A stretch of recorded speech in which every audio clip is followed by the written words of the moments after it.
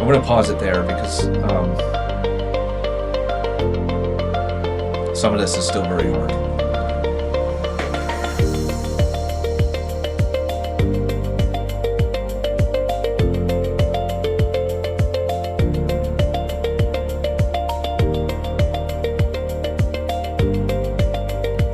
The reason why I was in that position is because I was, playing with suicide, pretty much. Everything was falling apart. I didn't know what to do.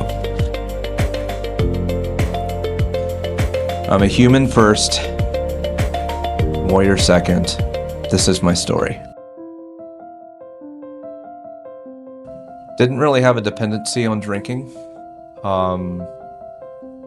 It was more of a social. I was a social drinker.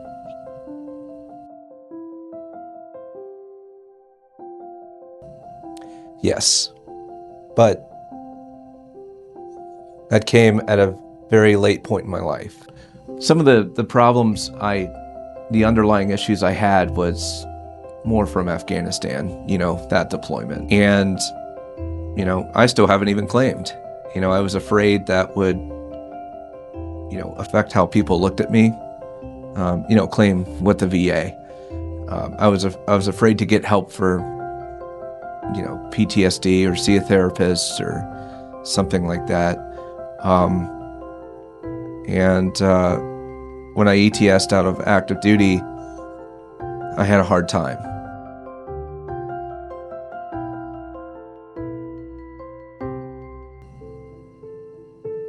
Yeah, I got a DWI, and I didn't really think about it because I didn't have a drinking problem. I didn't have a dependency on alcohol. It was more, I was doing this to escape the situation I was in. And I thought I was good. I thought I was responsible. I wasn't having like 8 or 9 drinks. I was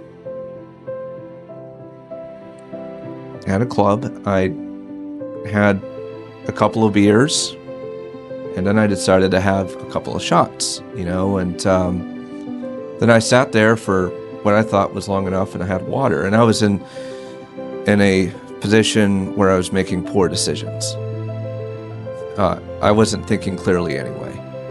I was looking at getting a divorce. I had a huge financial loss on a stock portfolio in my business, and the unseen was starting to show up.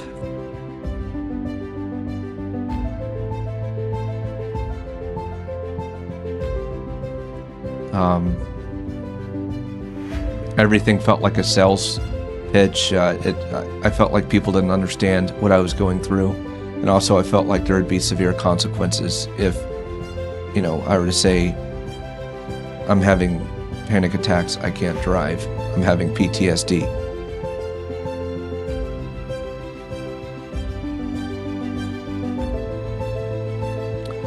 Well, I had a huge reality check when I got pulled over.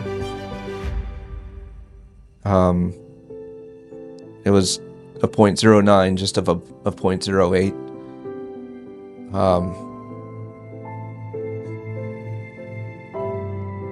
But then, after that, I tried suicide. So maybe I'd be better off dead, because I felt pretty worthless at that time. I was in a bad environment. I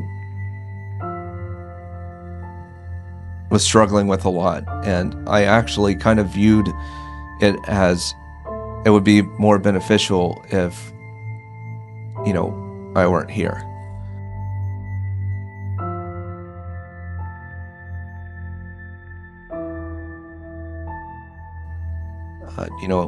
At that night, I actually attempted suicide for real. And I was, playing roulette. I still remember that, dark room. I was playing roulette with the pistol. And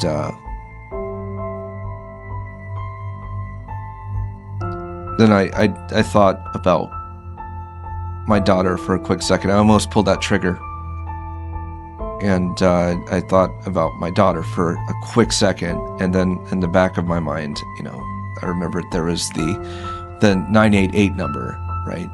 And it was easy just to put in those 3 numbers. But I look at the purpose and that reminder that came through my head, and that was my daughter. What would that do to my daughter, right? Now, I want to say to other soldiers, maybe you don't have kids or a family. I would like to say,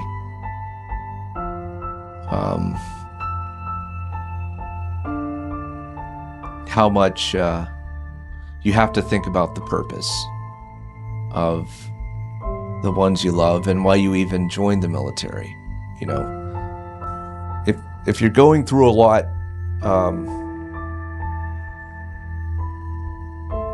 and you try using drinking as an escape, it's not the right answer. You shouldn't be doing that,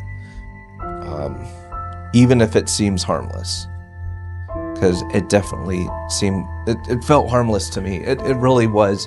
Hey, I don't want to go home tonight to this. Had a rough day. I don't know what to do. You know what? Let me just go blow off some steam at the bar. I mean, that's why everybody goes there anyway, right? I'm not a dependent drinker, right? But it's those little white lies you tell yourself when actually, there's a lot more. And I'm not saying don't drink or anything, but you need to really understand yourself and why you're doing it.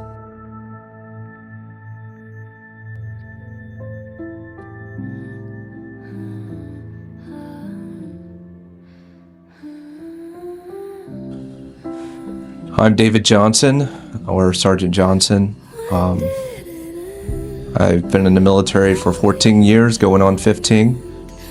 I'm a veteran of the Afghanistan War, and I've continued my service within the National Guard.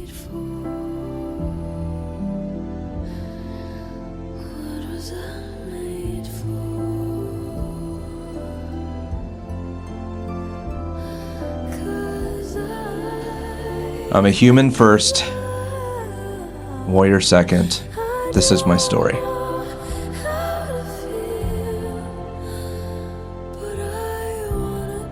That was rough. That was rough, wasn't it? Yes, it was. I don't think I was able to even get it out right.